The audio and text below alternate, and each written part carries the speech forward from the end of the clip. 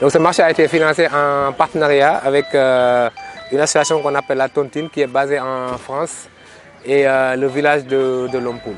Donc tout a été réalisé, soit la charpente ainsi que le chaume, tout a été réalisé localement avec l'aide des villageois qui ont participé et les architectes français, qui est une association qui est en collaboration avec Aster France, qui ont réalisé ce projet qui a duré presque 8 mois de travaux.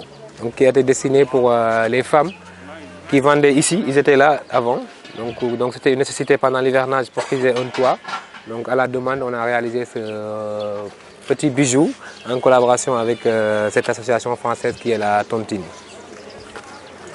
Donc vous savez ce que c'est que le chaume ou le barakh? Vous avez déjà vu ça? Tu ne connais pas? Le chaume, c'est quand vous allez sur le fleuve Sénégal, peut-être qu'on aura une fois l'occasion d'y aller. Il y a une herbe ou une plante qui pousse et c'est ça qu'on appelle le chaume. Et ça est en train d'envahir toute la partie, tout le fleuve Sénégal. Les gens sont en train de le brûler ou de le couper. Donc nous, l'association Tifa, qui est le nom scientifique de barakh, Tifa, donc eux, ils sont en train de trouver un système pour le couper et l'utiliser pour faire des toits en chaume. Ou il y en a qui l'utilisent aussi pour faire du charbon ou des nattes qu'on appelle les bassins de barakh. Voilà. Et les trucs là, on les appelle des fermes. Et ces fermes, ça pèse au moins 3-4 tonnes chaque ferme. Donc ça a été levé à l'aide d'une grue. Ça, c'est des fermes. Ça pèse entre... la plus grande ferme, ça pèse 3 tonnes et celle-là, il pèse dans les 2 tonnes. Ils ont vu un vieux, ils ont demandé c'est qui ça et les gens ont dit c'est Lompoul, un vieillard qui habitait là. Donc avec la déformation c'est devenu Lompoul.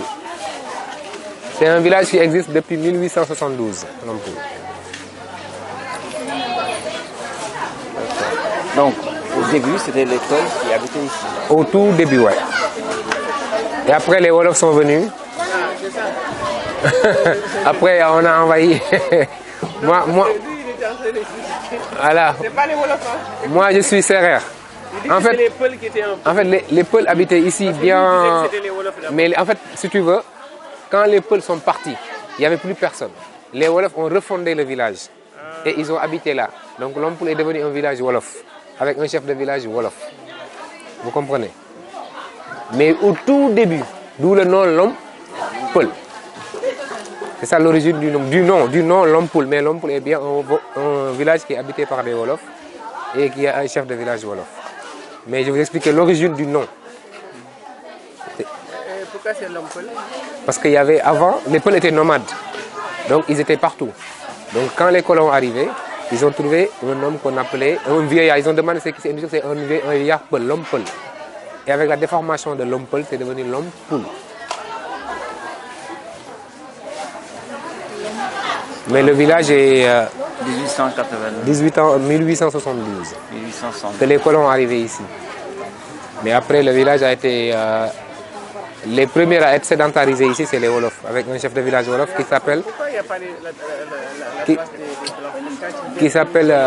en fait, ils faisaient des bases pour les conquêtes, pour les guerres contre les royaumes du Kayor et les royaumes du Jolof.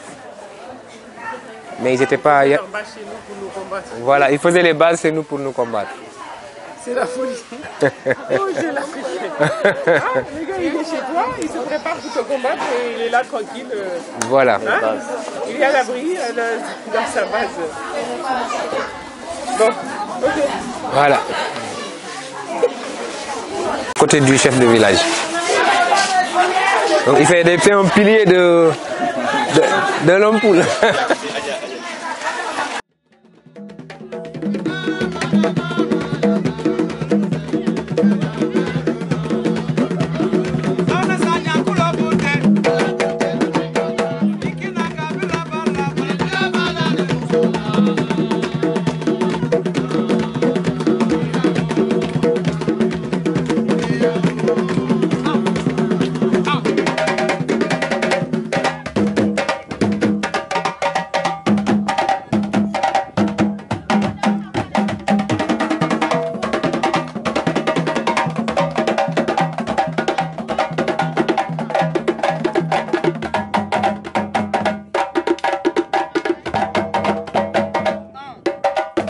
filao, c'est les arbres que vous voyez le long de la plage, ceux qui habitent vers Guédiawaye et tout ça là. Et c'est une bande qui va de Dakar à Saint-Louis. Et c'est pour fixer l'avancée de la dune maritime. En gros, c'est pour utiliser pour stopper la mer. Parce qu'une fois planté, ça crée une petite dune pour éviter l'eau d'avancer. Et donc là, on a une partie pour la récolte des graines de filao. Donc une fois qu'on a cette sorte de petit fruit, on le fait sécher et quand ça s'ouvre, les graines sortent. Et les graines de filao, donc c'est cela. Ok.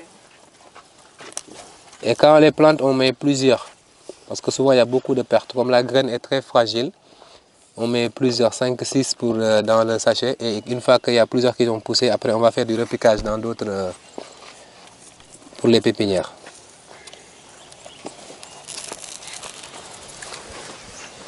Donc là, on va entrer dans les plantes.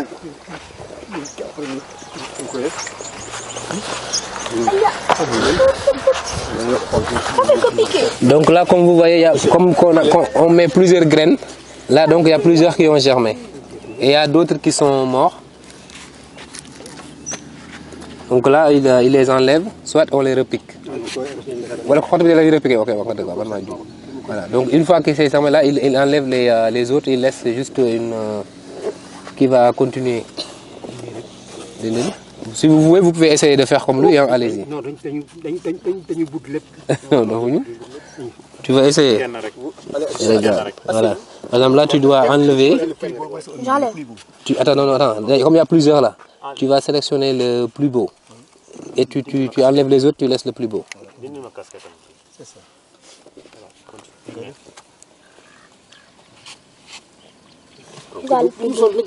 Oui, mais enlève. Il faut tirer, prendre bien beaucoup. Vas-y, enlève encore. Tu dois en laisser une.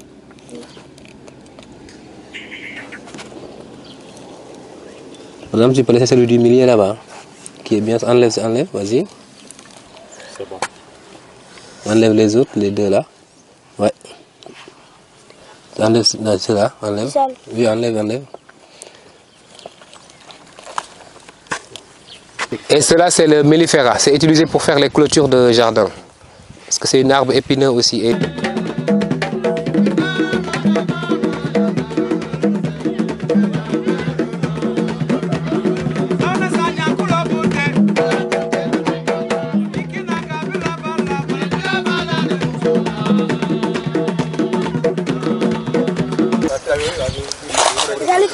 Non, ça c'est le moringa. Ah, avec ça, Voilà, et le sap-sap en wolof. Avec ça, vous pouvez faire du tchéré. Vous avez le tchéré mboum? Oui. Voilà, avec là, on peut faire du tchéré mboum. On est sérieux.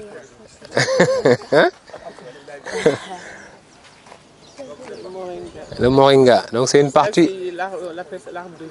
Voilà, l'arbre de vie. On peut Soigne beaucoup de choses. Et c'est même une prévention contre le malaria. Il y en a qui l'utilisent.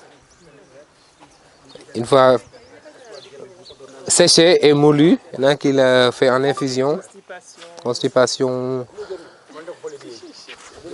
Donc c'est l'arbre de vie. Ça c'est, vous connaissez, donc c'est des mangues. Là c'est des mangues, une pépinière de mangues. Et là c'est le flamboyant que vous avez là. Et c'est ça que vous voyez comme ça. Quand ça fleurit, ça donne ça. Derrière vous. Ah, c'est ça. C'est ça. Donc ça, vous avez les pépinières des flamboyants. Et c'est ce que vous voyez derrière vous. Fleuri là. Donc là, vous avez ces eucalyptus là. C'est les premiers arbres à être utilisés, à être plantés ici pour fixer l'avancée des dunes.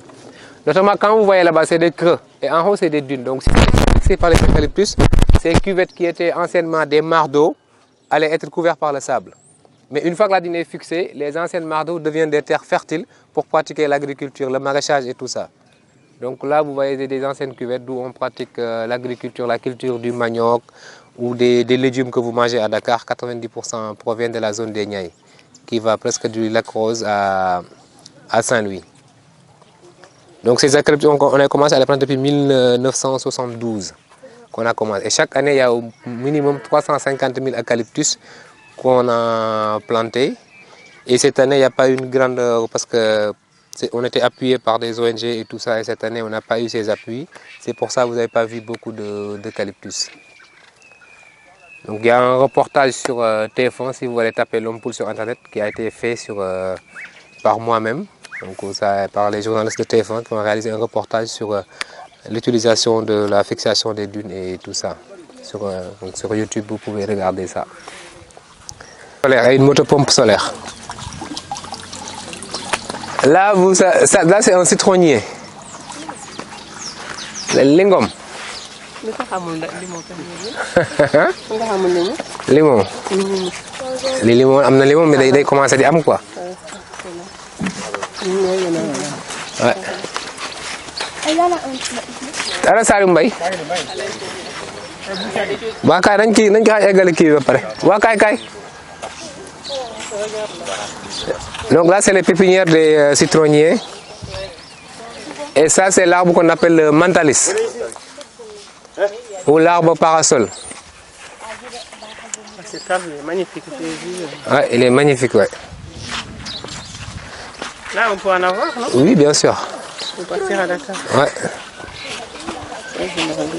Bah, demain, en partant, vous vous arrêtez ici, on va en prendre, on va vous en donner, comme ça. Donc ça, c'est le mantalis, donc, ou l'arbre parasol. C'est un très très joli arbre. Dañu xool darkase yi après ñu doog a dem. Darkase waaw. Ça c'est des oignons. Ali ay parka la.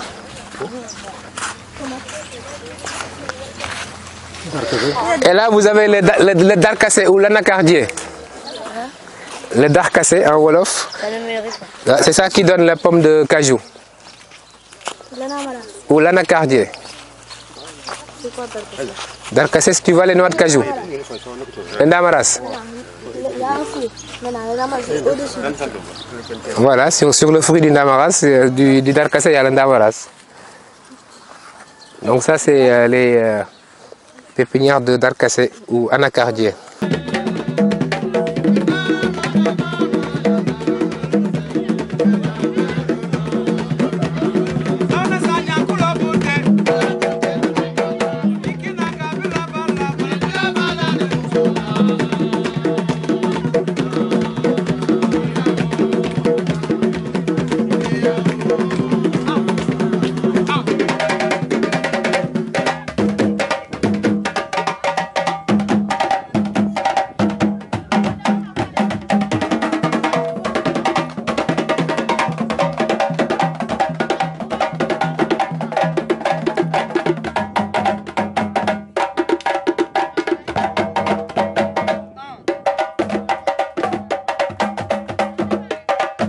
Là, vous avez les graines de fil de eucalyptus ou hot bouteille. Non, vous voyez comment ils sont minimes.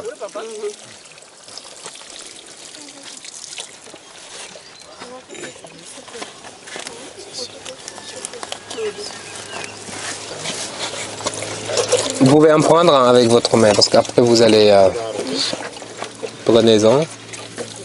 Juste un petit bout, hein, juste une petite portion. Eh, tu es dedans même. Grave. Allez. Vas-y. C'est nous qui allons prendre. Tu prends comme ça. Moi, j'ai même pas pris. On prend un peu. Un peu juste, un peu juste, un peu juste. Vous le tenez. Un peu juste. Voilà. Donc là, comme vous voyez, Baïza là, naga. Nyawal. Ça c'est bon. Non, les tubes là, c'est quoi? C'est le sac. Allez-y, allez-y. Attendez d'abord qu'il va. Regardez, il faut faire juste comme ça pour mettre les graines, pas trop profond. Allez-y. Une. C'est bon? Il faut mettre plusieurs, voilà.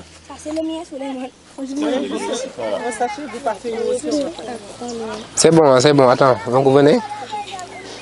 Là, on s'arrête là, les enfants. Il y a. C'est bon? Pardon. Venez, tu as fini. C'est bon maintenant. Hein? Attends. Madame Camara, vous venez si vous voulez. Attendez. Il y a des tissus qui restent là. Attends, là, il n'y a pas. Là, il n'y a pas. Voilà. Tu dis des Oui, vas-y, tu peux mettre. Non, tu mets juste dessus, n'appuie pas. Tu mets juste dessus comme ça. N'enterre pas, vous mettez juste comme ça dessus. C'est bon, c'est bon. On va vous montrer le processus après. Tu peux mettre sur celui-là, Madame Camara. Ok, attends.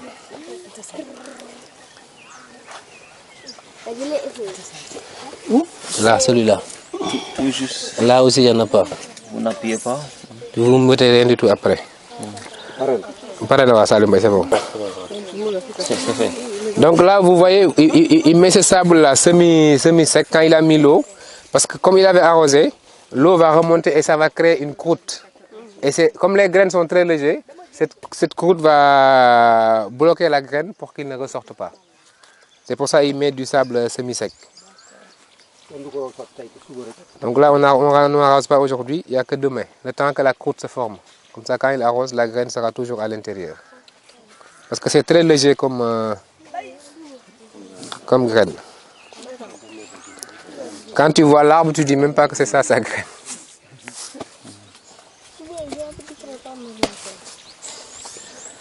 Il y a un cañon.